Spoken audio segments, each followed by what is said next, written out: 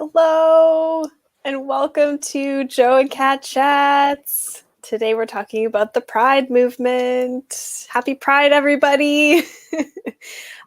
We are recording live on June 7th on Facebook and YouTube at /JoeNiceDJ. Of course, we are on all socials at Joe and Kat Chats, or on our personal pages at JoeNiceDJ and at CatWells22.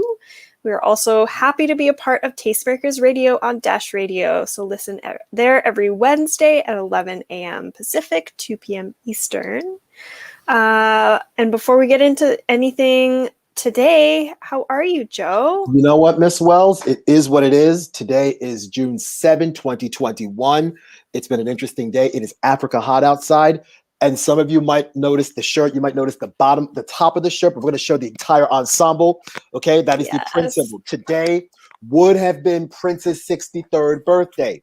The entire universe, not the world, not Earth, not the planet, the universe deserved old man Prince. We needed Prince Rogers Nelson with the three-eyed glasses and a gray afro. We needed that. We didn't get it, because he passed away on April 21st, 2016. So, and again, we talked about Prince in the Black Men and Music episode, and we've quoted some lyrics because that's what we like to do here on the Joe and Kat Chat series. We like to make sure that we give people the action and we give people the information that they so richly deserve. Prince had a song called Let's Go Crazy. All right. And in that song, in the beginning of the song, in the intro, he says, "Dearly beloved, we are gathered here today to get through this thing called life." Electric word life. It means forever. That's a mighty long time. But I'm here to tell you there's something else, the afterworld. A world of never-ending happiness. You can always see the sun day or night. So when you call up that shrink in Beverly Hills, you know the one, Doctor, everything will be all right. Instead of asking him how much of your time is left, ask him how much of your mind, baby, because in this life, things are much harder than in the afterworld. In this life, you're on your own. And if the elevator tries to bring you down, go crazy. Prince had this innate way of knowing what you wanted or what you needed before you knew you wanted it. And that's bigger than just talent. That's genius. That's what true genius is about. When he gives you what you need before you even know you want it. And when we talk about so much of what we've talked about for exactly now 52 weeks or 52 episodes now, really 53, but okay. And we talk about the existential crises that we are in right now, the financial, the social, the political, the economic. We it feels like every single day we are gathered here together to get through this thing called life. That's what Prince said back in 1983, I think it was. Actually, it's 84. Electric word life, that means forever, and that's a mighty long time. The beauty of that word life is that there's a finality to it. We've talked about it from birth to death, or as I've said in the past, from womb to tomb. That space between womb to tomb is life. But then there is that other stuff after it, the afterlife. And that afterlife is what we want to live on forever based upon what we do here now. That afterlife, and so much of what I talk about is living a life of meaning. That life of meaning, that means that we've done something for the betterment of humanity to address humanity, freedom, equality, and survival. That is the afterlife. That outlives us in the physical. And so when Prince said, "Let's go crazy," he didn't necessarily, I don't think he necessarily meant to be, "Oh, let's go all wild out." No, he meant live every day like it's meant to be lived. Don't live with any regrets. Don't sit back and be one of these people that said, "Oh, I wish I could have done it, or I should have done it, or I had an opportunity, but I didn't take it." Because you only get to live this life once. And if you live it right, once is enough. I'm going to read some more lyrics later on, but How are you, Kat? Thank you for saying that. And yeah, oh my gosh, what an icon Prince is and remains. I'm doing as well as I can be in this moment. Yep, understood. I'm excited to talk about Pride today Mhm. because I love a good social movement, and this is a big one for me. I identify as part of the queer community, Of course. and yeah, I'm into it. I'm really proud of us. We made it 52 episodes. This is a year into Joe and Cat Chats, and I think that we just need to take a moment and say, I just wanted to say thank you, Welcome. because this would not be Joe and Cat Chats without Joe Nice. I mean, it is Joe and Cat Chats. I mean, Yeah, and it is what it is.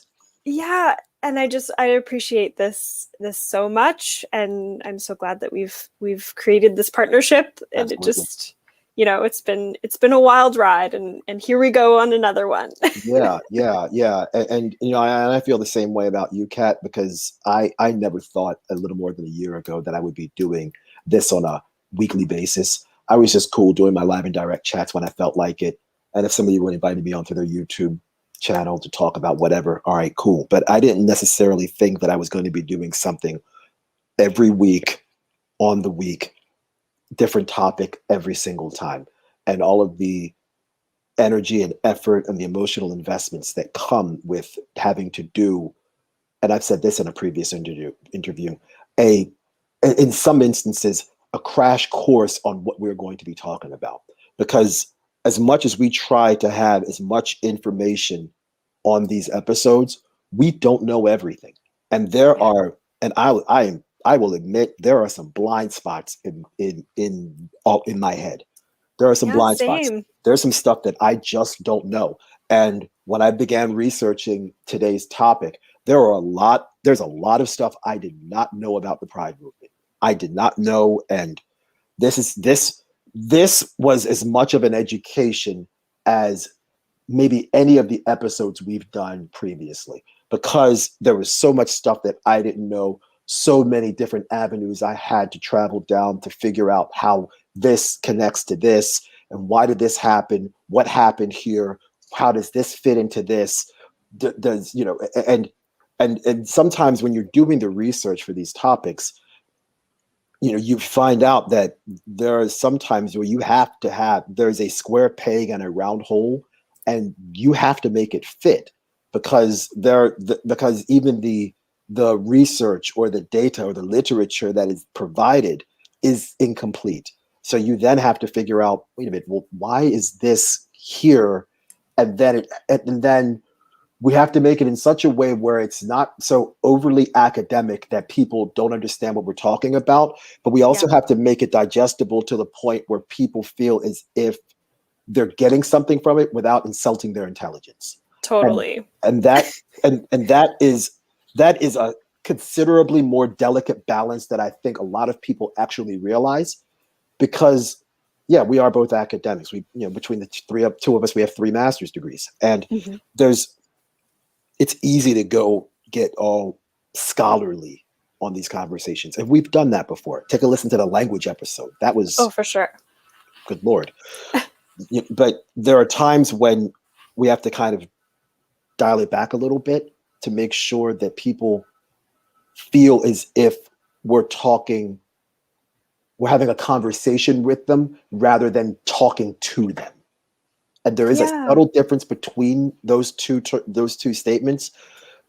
This is meant to be participatory. This is meant to be conversational. This is not meant to be dictatorial, where we're telling you what it is and this is what it is. Well, no. I mean, if there's something that you feel you disagree with, or you don't like what we said, then message us, because this is meant to be an open and honest dialogue, but not only between the two of us, but anybody else that wants to participate. That's how we've always there's a lot of people out here that talk about diversity and inclusion. We actually practice it, and we want to make sure that we have an inclusive space that if people feel disenfranchised, or if people feel as if they have nowhere else to talk to, or no one will understand, or no one will be willing to even listen to what they have to say, you have 4 working ears and 2 open minds and 2 open hearts here. Yeah. Let me rephrase that. You have 3.5 working ears, because this right ear, after years of DJing, it's not exactly the best, but that's fair. you know what I mean? But you know, if I sit in the right position, all right, I can Yeah. hear what you're saying, and I can read lips a little bit, so perfect. you know, I can still dissect Yeah. and absorb and slice and dice with the best. So it's Of course you can. Yeah, all and thank you for saying all of that, because I think that that is really important to me as well. And the way we approach this conversation, this weekly chat, this podcast, whatever you want to call it, is really, we want to ground our topic in information, and you know, we always define terms to make sure that people understand well, because language is really important to us. And I mean, then we also like want to have that conversational piece and ground it in the struggles that we are so passionate about, and the struggles that, you know, are leading to the social justice uprising across the world. So I think that that is sort of how we try to position it. And I hope that people do feel engaged and, you know, able to reach out if they want to reach out and comment and, you know, have a conversation with us. So, oh, you're muted. And again, my gosh. And if you want to reach out to us, you know how to do that. You can reach out to us at Instagram, Facebook, Twitter, YouTube at Joe Nice DJ, and at, of course, Catwells22 on Instagram, and of course, Facebook, Instagram, and Twitter at Joe and Cat Chats. It's amazing how all this information is there. We have it all together. It's all good in the hood. It's all good in the hood. And I know today's conversation is about the Pride movement. And I'm sure, as many of you all know, as I talked about earlier, today would have been Prince's 63rd birthday. And there's some lyrics from some albums, from some songs that I wanted to reference before we get into the conversation, because I think it will actually set the tone. There was, off of one of his albums, he had an album that came out 40 years ago. It's hard to believe, 1981, called Controversy. And in one of the verses of the song, he says, "I just can't believe all the things people say. Am I black or white? Am I straight or gay? Do I believe in God? Do I believe in me? Controversy. I just can't understand human curiosity. Was it good for you? Was I what you wanted me to be? Do you get high? Does your daddy cry? Controversy." From that same album, he had another song called Sexuality, where he says, "Come on, everybody. Yeah, this is your life. I'm talking about a revolution. We got to organize. We don't need no segregation. We don't need no race. New age revolution. I think we got a case." And there's a part later on in the song where it says, "Reproduction of a new breed. Leaders, stand up, organize." And he says it over and over and over and over again. Later on in that song, Sexuality, he says, "Sexuality is all you'll ever need. Sexuality. Let your body be free." This is 1981. Prince is singing this. And people are looking at him like, what in the world are you talking about? Legend. Where are you going with this? All right. In a couple of albums later, off the Purple Rain soundtrack, he had a song called "I Would Die for You." He had a verse in the song where he said, "I'm not a woman. I'm not a man. I am something that you'll never understand." In that song, he's clearly speaking about spirituality. But when he says, "I'm not a woman, I'm not a man, I am something that you'll never understand," I could completely understand members of the LGBTQ community thinking that that lyric speaks to being non-gender conforming. I'm not a woman, I'm not a man. I am something that you'll never understand. When you think about when Prince had his contract dispute with Warner Brothers, and this logo that's on my shirt, it's the combination of the symbol of a man and a woman, but it's together. So, and he did this, I think, back in 1991. So about a few years after the "I Would Die for You" came out in 1984. Here it is, 1991. Actually, no, the Warner Brothers thing was 1992, 1993, almost 10 years later. He says, I'm not a woman, I'm not a man.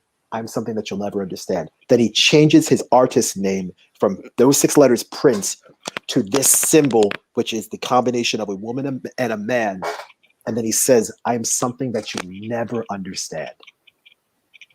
So when we talk about the Pride movement and we talk about how some of the other uprisings that have taken place for LGBTQ rights and how so much of the persecution that members of the LGBTQ community comes from not only homophobia and racism, but quite honestly, the root of a lot of racism comes from a lack of understanding. It comes from ignorance. It comes from lack of education. It comes from the unwillingness to speak to other people that you don't normally speak to and find consensus with. Mm-hmm. So when he says this, I'm something that you'll never understand, it's not his responsibility to relate to you. It is your responsibility to understand him, because he has every right to live this life the way he wants to live it, just like any other person who is a member of the LGBTQIA plus community.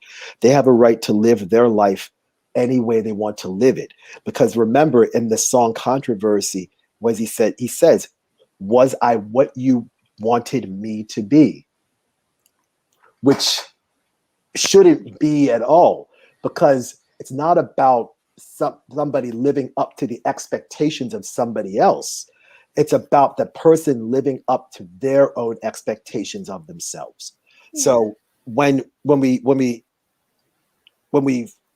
go over the definitions and when you talk about some of the movements that have taken place as part of the Pride movement, I want everybody to think about those lyrics. I want everybody to understand that the transphobia, the homophobia, it's obviously rooted in hate, but it is also deeply rooted in ignorance and an unwillingness to understand somebody else's life and or lifestyle.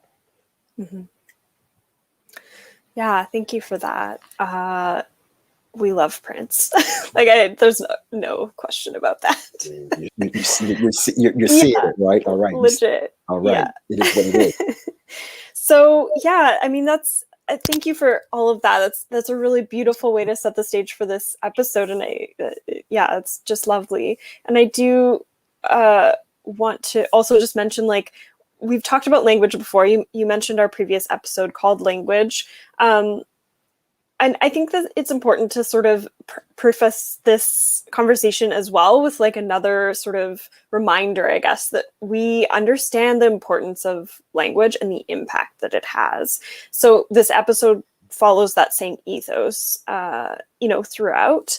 And because we're not going to outline all of the terms that you may have heard regarding the LGBTQ plus community and the identifiers that many of us use, we're going to give like a pretty general overview. And I do just want to encourage everybody before we get going to look these terms up and any other terms you might have heard or are curious about, because we want to be inclusive with our language use and intersectional in approaching social justice issues like all of the many issues we've talked about over the last year of Joe and Cat Chats. Exactly. And just remember, for those that need a refresher, language is a system of communication used by a particular country or community. Mm-hmm. And we're talking about the Pride movement and the LGBTQ community. So I think we've spent about 20 minutes introing and everything else. Yeah. Let's go. Let's get cooking. Let's get cooking. Kat, what's on the agenda first, please? Do you want to define sex and sexuality for us, Joe? You know what? I think I will do that. Yes, ma'am. Sex, it's a label. That's all it is. It's a label. It's male or female assigned at birth based on genitalia and chromosome count. That's all sex is. That's all sex is. Now, sexuality is different from sex. Sexuality is a person's identity in relation to the gender or genders to which they are attracted. Okay? To which they are attracted. Now, sexuality and sexual orientation are synonymous. And that is a difficult sentence to say, so I'm going to say it again just because I feel like it. Sexuality and sexual orientation are synonymous. It's the same thing. So your sexuality and your sexual orientation, same thing. Now, the third term that you wanted me to define was my memory is terrible.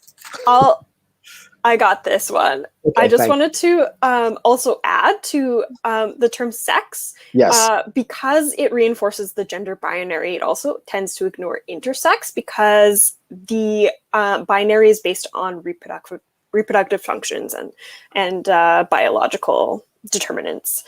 So gender is the third one we wanted to define. And Yes. I wrote a whole lot about this because there's so much to write about it. Of course. I found an excerpt of a book called Histories of the Transgender Child by Julianne Gill Peterson. So the definition of gender is a socially constructed characteristics, including norms, behaviors, and roles associated with the spectrum of assigned sex. So this post that I found just outlines sort of that originally in the early to mid 20th century, this term was actually used as part of a racist eugenics to justify performing coercive surgeries on intersex children. It reinforces and was adopted widely to stabilize the sex binary, which is man and woman. And this was in response to science that began to show that there was no biological basis to the sex binary. It was also used to differentiate white intersex and trans children from other races because the white children could be quote unquote fixed into quote unquote normality, whereas Black trans and intersex children were seen as incapable of transformation and quote unquote primitive. So that is a really problematic history, and I just wanted to make sure people are aware of that. But in the 1970s, feminists in the US began to use the term gender as a way to dislodge male supremacy by differentiating gender from sex. And so discrimination against women was not prescribed by biology, it was established by social conditions. And that's all from that post that I found on that book, which I will put in the show notes. So yeah, so I think that that's an important sort of tidbit of the complexity of how this term has been used and how it's differentiated from sex, because a lot of times in normal conversation, sex and gender are conflated. So yeah.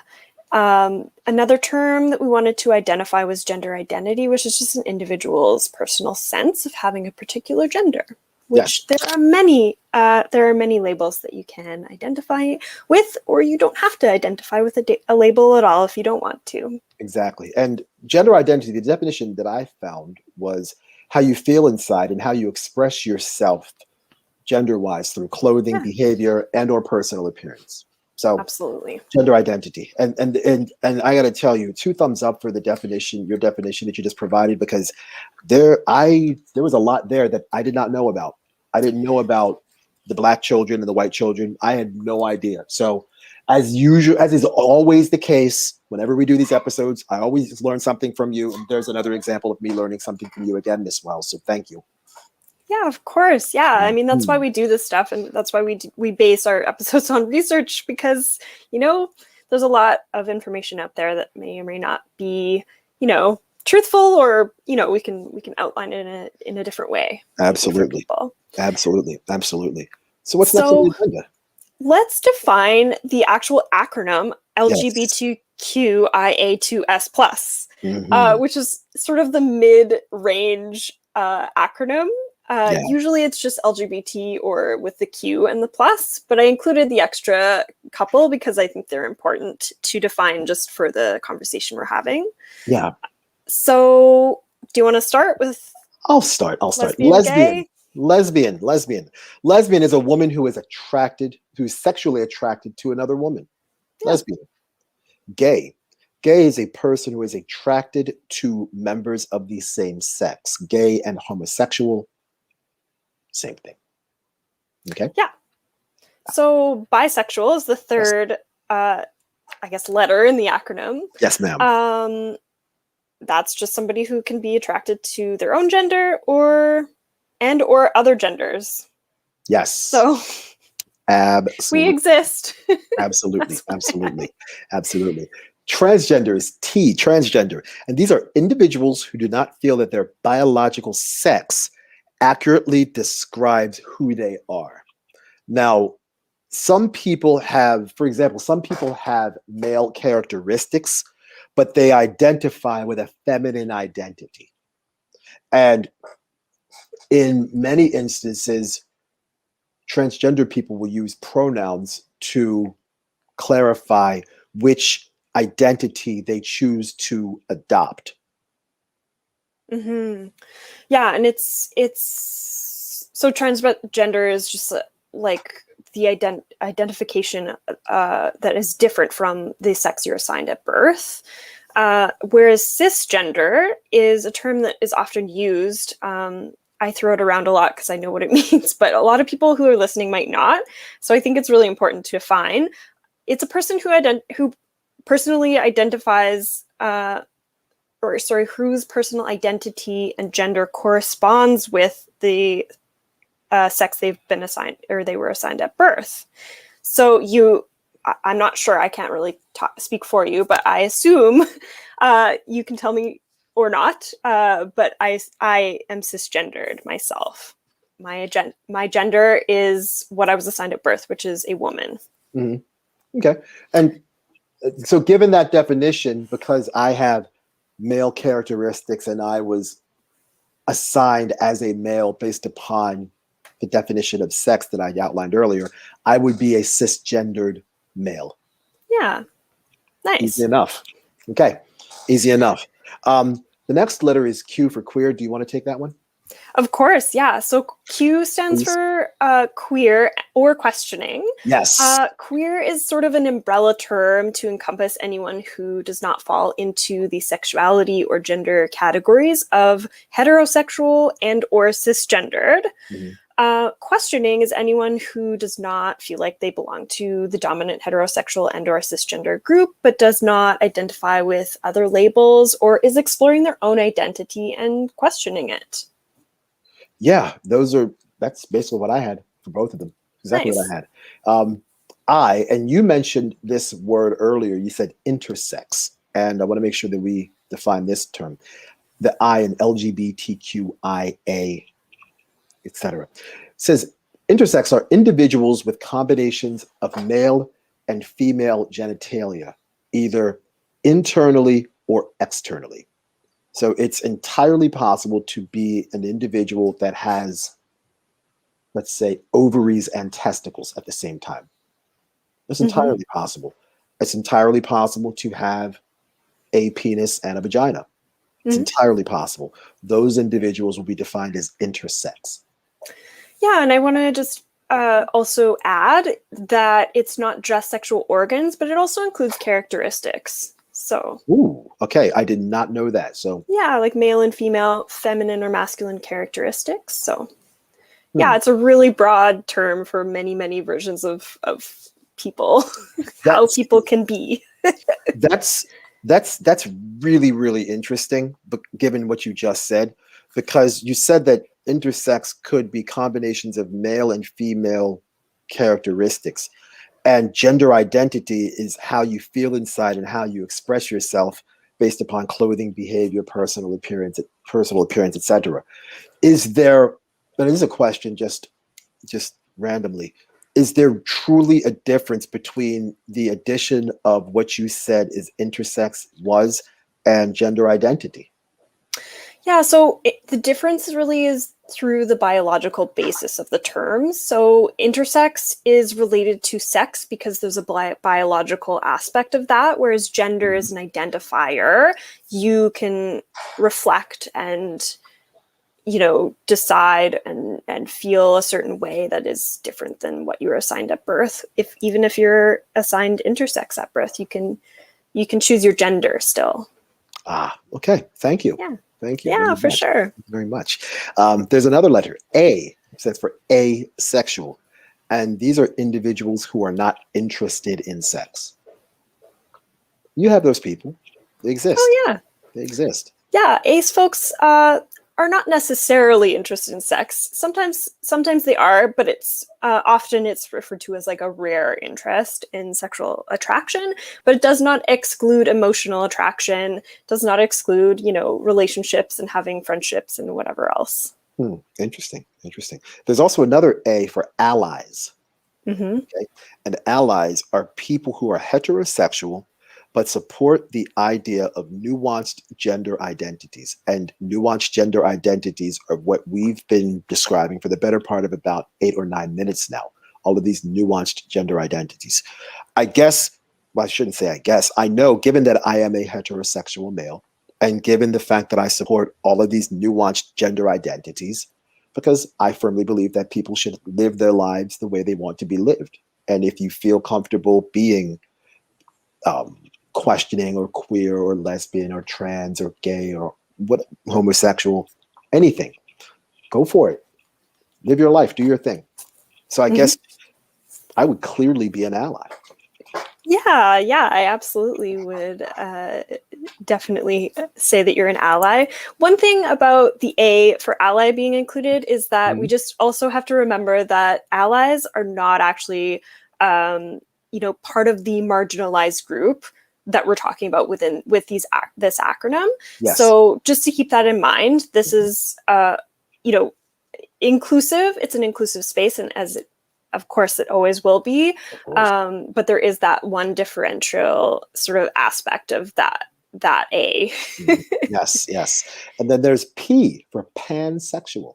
And a pansexual is an individual who is attracted to people based upon qualities that are not gender specific.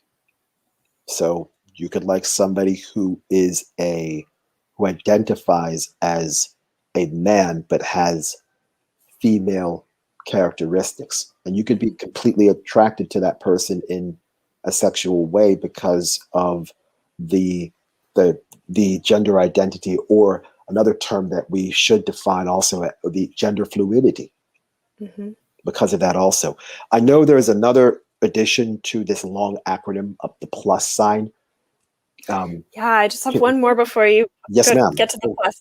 So 2S is also included, which I just wanted to include because we do talk about Indigenous issues a lot on this pod. Yes, I even wrote that down. I did write that down. So the 2S stands for Two-Spirit, which is an Indigenous umbrella term for those who fulfill the third gender ceremonial and or social roles in their cultures. There's many, many ways to do that, but that's the umbrella term. Interesting. So, all right. Yeah. Excellent. Can you define the plus, please? The plus for me is like the most important thing, because while most people think that it stands for the other identifiers that are just not included in the acronym, because there's many, and that's true. But the plus also acknowledges our understanding of gender and sexual identity as always expanding and shifting and changing, which I find really important. And some also, for some, the plus actually stands for love and acceptance, which I love too, because that's just beautiful. And the community is inclusive, so, or at least we try. Exactly. And it's important. Thank you for all of that, because we use these words, and we did an episode months back called The Vocabulary of Politics, where we would just pick words, terminology, and we would define them, because people use these words somewhat, at minimum, cavalierly, and at worst, irresponsibly, and don't actually know what these words actually mean. And there's been some times where I've used LGBTQ and I sort of have an idea of what they mean, but I don't understand fully what's happening. And I'm sure there may be some viewers and or listeners who probably feel the same way I do, because they hear these letters and say, oh yeah, LGBTQ. And it's like, okay, well, what do they actually mean? So now you know, and knowledge is power. So exactly. Knowledge is power. Knowledge is power, and it's important. Ms. Wells, what's next on the agenda, please? So I want to take the rest of the time to talk about the Pride movement, which is the Yes. title of this episode. Yes. Pride started as a riot in response to police brutality. And so I think that's a really important thing for us, Joe and Cat Chats, to talk about. I firmly agree. Pride was led by trans women of color, which is important because they're still the most oppressed and or marginalized within society and within the queer community as well. And so I just wanted to highlight before we get into the history that the movement and the events, for example, the Pride Parade in Toronto, which I've attended, it's been whitewashed over the years. And that was actually an attempt to gain wider spread acceptance, but it also created a circumstance for rainbow washing. Okay, you're going to need to define that one, because that's a new one for me. I haven't heard that one before. So it's similar to greenwashing or pinkwashing, but it's an act of adding rainbow colors to ads, merchandise, landmarks, etc., to indicate progressive support for the LGBTQ plus equality movement, which results in consumer credibility, but it's slacktivism. And it's often companies will do this for the month of June, which is Pride Month, in order to virtue signal that they are allies when they're in fact actively sometimes harming the LGBTQ community by funding further exploitation and marginalization. And sometimes it's as blatant as funding anti-trans organizations, RBC. Or providing campaign contributions to a politician that votes against anti-trans or LGBTQ legislation. Exactly. Okay. Absolutely. Interesting. So realistically, rainbow washing is not that much different than what we saw last summer with corporations putting Black Lives Matter on basketball courts and T-shirts and all sorts of other merchandise to virtue signal that they care about Black lives, knowing full well that they actually don't give a shit about Black people. Yeah, absolutely. Exactly why I brought that up. Okay. Interesting. And it's interesting that you mentioned the police, because through my research with some of the movements that are events that are part of the Pride movement, each one stems from either police harassing and brutalizing people or government not treating people equally. Yeah. And this goes to the root and the heart of what we've talked about for the better part of 50 episodes. We've consistently said, hey, government needs to do better by its people. We need a government for the people, of the people, and by the people. Yeah. We've also strongly not only called for the defunding of the police, but the abolition of the police. And when we go through what we want to talk about here with some of the events that have taken place that were part of creating the Pride movement, you'll see that we've seen, especially over the past 14 or 15 months, obviously the rise of police violence, especially towards Black people, Indigenous people, and people of color. But the police clearly has a history of brutalizing members of the LGBTQIA plus community. And we're going to talk about some of that right now. Especially trans women. Yes, absolutely. There's something I wanted to go ahead and talk about first before we get into a couple of the other major events. And this is something that we talked about before we started the show, and I mentioned it, and you were like, whoa, I didn't know about this. And I didn't know about this until I did my research. The United States federal government, as we've talked about several times, in our last week's episode, with respect to Indigenous people and the children and Black Wall Street, we've said that reparations needed to be pursued via the government, because the government are the people that enforce these racist policies that created wealth inequality, redlining, blockbusting, Jim Crow, etc. Now, in 1953, there was a situation called the Lavender Scare. The Lavender Scare. And the Lavender Scare was essentially government employees panicking about gays and lesbians serving in federal government jobs.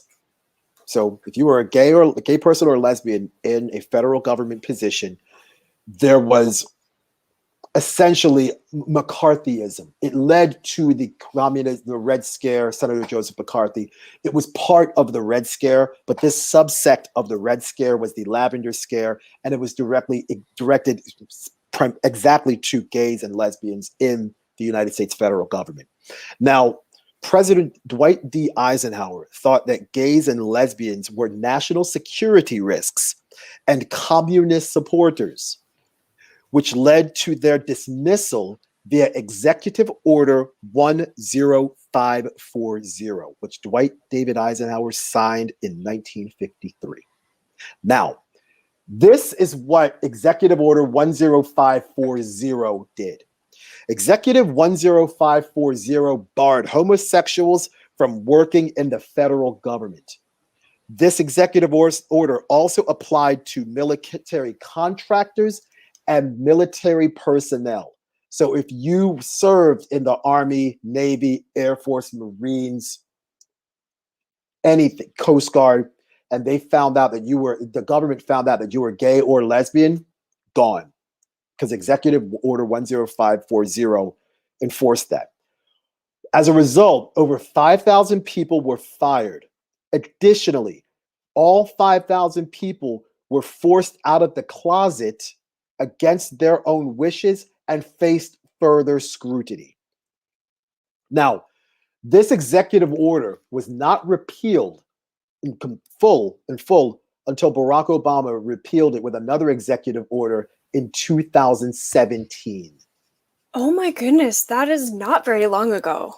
No, 2017. Holy shit. Wow, okay. Yeah, I didn't know about that. Actually, you know what? Actually, I wrote that wrong. It should be 2014, not 17, because Trump was president in 2017. Yeah. Oh, yeah, true. Yeah, I wrote it down wrong. But Obama repealed it. Now, Bill Clinton, when he was president, had Don't Ask, Don't Tell, which was specifically to address gays and lesbians in the military, but it didn't actually repeal the Executive Order 10540. Now, think about when people say that the president doesn't have power or the president can't do anything because the other chambers of government are handcuffing the president from doing, at this point, his job, because every president has been a man. Mm-hmm. Dwight David Eisenhower in 1953 signed an executive order banning gays and lesbians from working in the federal government. The federal government is supposed to be an apolitical workplace. Your politics, your sexual orientation, your religious beliefs, your personal beliefs, none of that is supposed to matter because you are serving the government. It's supposed to. This is exactly why the federal government has an act called the Hatch Act, where if you are in public service, you are not supposed to be, while you're in the course and scope of your government duties, you are not supposed to be outwardly endorsing any political candidates. So again, the workplace is supposed to be apolitical. Yet, a sitting president of the United States signed an executive order essentially dismissing gays and lesbians from federal employment. Yeah. Outrageous. Yeah, that's completely outrageous. There is a lot of history that involved that. And I read a bit about that in preparation for this week's episode, but I didn't write it for my notes because that's an interesting and sort of different, I guess, aspect of the gay liberation movement and the pride movement than I thought we would be doing today. But that's a really important thing. And I do encourage everybody to look more into that because I wasn't aware that happened. And I can totally see the repercussions of that, even, more than 50, closer to 70 years later. Yes, yes. And bear in mind, in 1953, again, ignorance, this was pre-civil rights movement.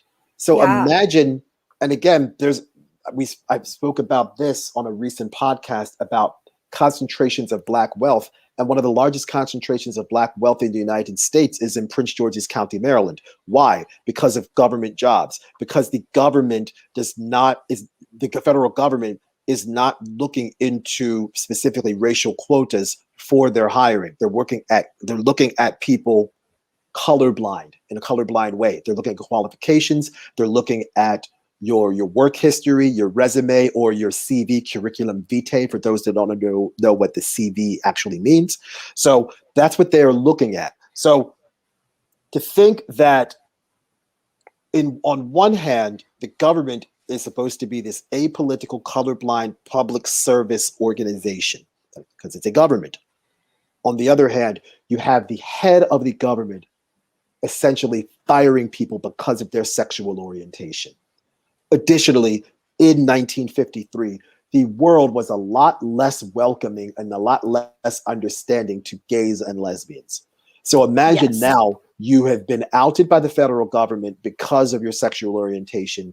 You don't have a job, or you've now been kicked out of the armed forces in some capacity, or you're now a military contractor that is no longer a military contractor simply because of your sexual orientation. And now you have to go and find work you have to go find work somewhere else. And now, because of that stigmatization of being gay or lesbian, because in 1953, it's quite easily understood that being gay and lesbian was stigmatized back then. It was also illegal back then to be there you go. There you go. It is gay or also lesbian illegal. or cross Yes. dress. Yes, yes. And you now have a president of the United States saying, "Oh, you're gay? You're a lesbian? You can't serve the public." Ridiculous. Shameful. Yeah, that's so shameful. That is just ridiculous. I agree. And something you said, the colorblind comment you made, is just making me think about something that happened in the Harper decade, which was, oh my gosh, like the decade prior to 2017 or 18, I guess, when Trudeau got voted in. Mm-hmm. And what he did was he eliminated the long form census. And basically it was like, the justification was like, oh, we don't need to gather all of this data. We know like who lives in Canada. But really the underlying effect of that is that if you're not collecting data about, race, class, gender, sexuality, all of those things get erased. And so you can't provide social programs if you can't prove through Statistics Canada that they are a problem and they need resources. Mm-hmm. So this is like the government and the police, who are part of the government, being brutal and violent toward this community is such an ingrained thing throughout history. Mm-hmm. And so, I mean, it's making me emotional thinking about it, because we have so much else to talk about with regards to this movement. So I think we should do a part 2 next week, where we can actually look at the history of the gay liberation movement and the Pride itself. Yes. Yeah, we're going to need to do a part 2, because we're not even approaching the surface to scratch the surface. There's so much that we have to talk about here. And I think a discussion about gay and lesbian rights around the world should also be applied to this, because there are some countries, especially in Africa, where it is illegal to be gay and or lesbian. Right now, yes. Yes. Yeah, yes. Absolutely. And I know we have an international audience. As our audience continues to grow and our listenership continues to expand, we have people from around the world, and people from around the world might be in a place or space where it's illegal to be a man who loves a man, or a woman who loves a woman, or illegal to marry a man when you're a man, etc. Mm-hmm. So we want to make sure that we touch on that also next week, because again, there are countries where it is illegal to be think about this. It is illegal to be gay. Yeah, I mean, it was illegal to be gay in both of our countries, Canada and the US, for many years. That only Yes. changed in the last like 30-ish years. Yeah. Yes. And when you think about when we did our episode on the Universal Declaration of Human Rights, was a 2-part episode. We essentially, no human being is illegal. Okay, human beings might do something that is illegal, but a human being with skin, bones, lungs, hair, or lack of hair in my instance, because of, I shave every morning, but it's human beings are never meant to be illegal. So the fact that countries have deemed your sexual orientation and or preference as a crime, just it's, again, I've used this word ridiculous, but it really truly honestly is, because no human being is illegal. Yeah, absolutely. There are, as you said, many countries that exist today that still have homosexuality is considered illegal. Yes. And not only that, but many countries who have, legalized acts of, homosexuality are also, perpetuating the fear and stigma that goes along with sexual orientation Yes. that is not heterosexual.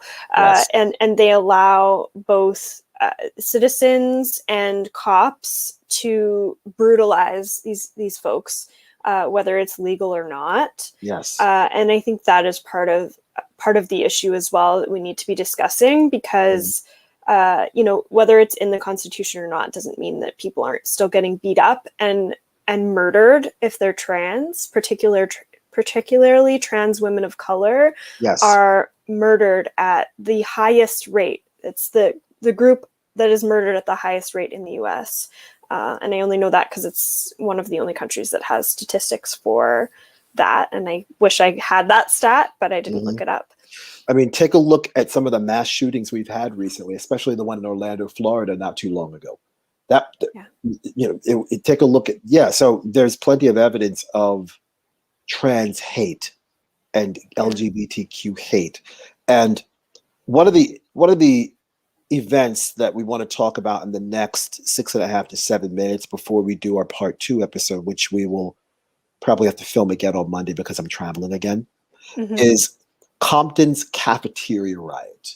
Yeah. Now, Compton's cafeteria, you're thinking Compton, California. No. It's actually happened in the Tenderloin section of downtown San Francisco. I actually know Tenderloin because a buddy of mine, my friend Mike, used to live in this area between Tenderloin and Nob Hill. And it's this undefined area called Tender Knob. And we'd always go to this bar called the Barleycorn. Cool. Yeah. That's so cute. So I know the area. I know where it Nice. is. It's between Tenderloin and Nob Hill. And this riot was in response to police, here we go again, harassing drag queens and trans people, especially trans women, most specifically trans women of color. The incident began when a transgender woman resisted arrest by throwing coffee at a police officer. Drag queens and transgender women fought back with high-heeled shoes and purses. Now, the aftermath of this, there were networks of transgender social, psychological, and medical support services. They began. Additionally, in 1968, the NTCU, which stands for the National Transsexual Counseling Unit, was created. Oh, amazing. So I think you froze. Oh no, okay. Sorry. I'm just sitting still. I'm just sitting still. I was like, sorry.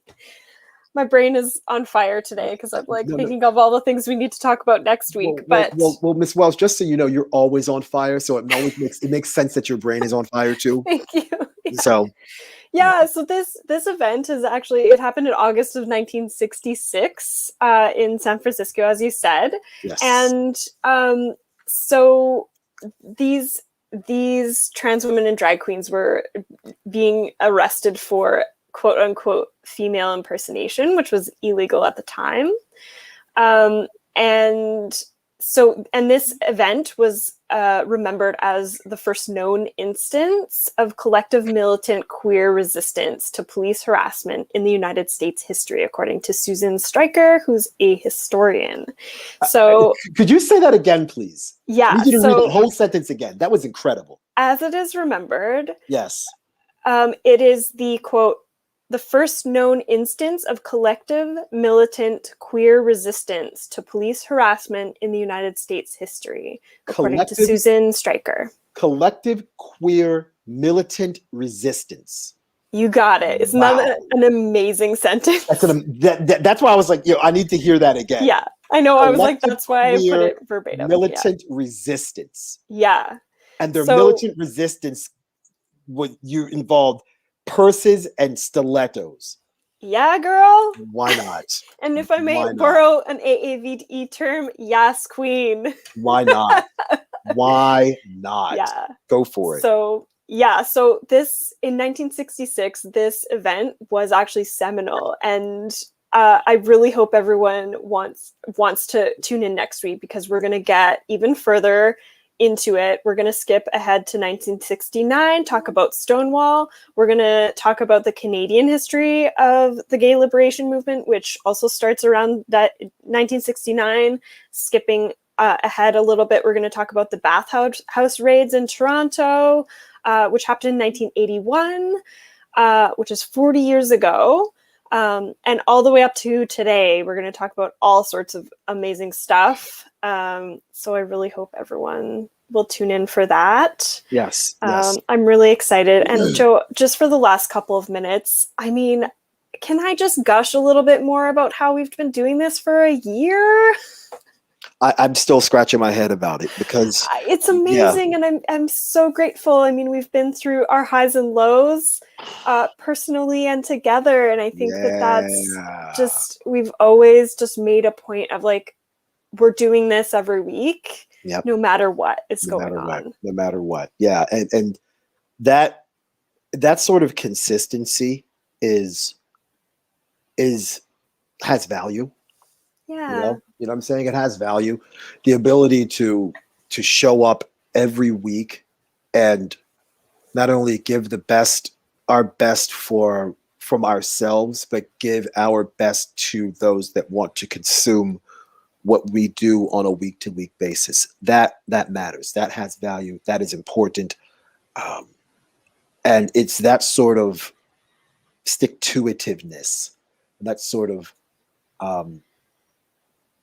consistency that a lot of people and a lot of organizations seem to lack these days, because it's, we saw it last summer with people putting black squares on their Instagram, but then, what happens after that? We're seeing it now with a term that I didn't know until about 45 minutes ago, rainbow washing. Yeah. We're seeing it now, but what happens when July 1st shows up on the calendar? All the rainbows get put away, and then it becomes stars and stripes, or in your instance, red and white stripes and a maple leaf for Canada Day or 4th of July in the United States. So, and as we see every February too, where, Black artists and activists and, educators are called upon in February for Black History Month, and then the rest of the year they're not called upon. Yeah. This is a phenomena that we will continue to talk about, because it's important and it's ongoing. Yes, it's ongoing, and using people who aren't you to fix your problems is not right. So asking Black people about racism, no. Asking members of the LGBTQIA community to deal with your homophobia. No, that's a problem that you have to deal with on your own. Yeah, I mean, you can educate yourself, but we're always open to questions as well. So thank you. We have to go, but tune in next week. Peace.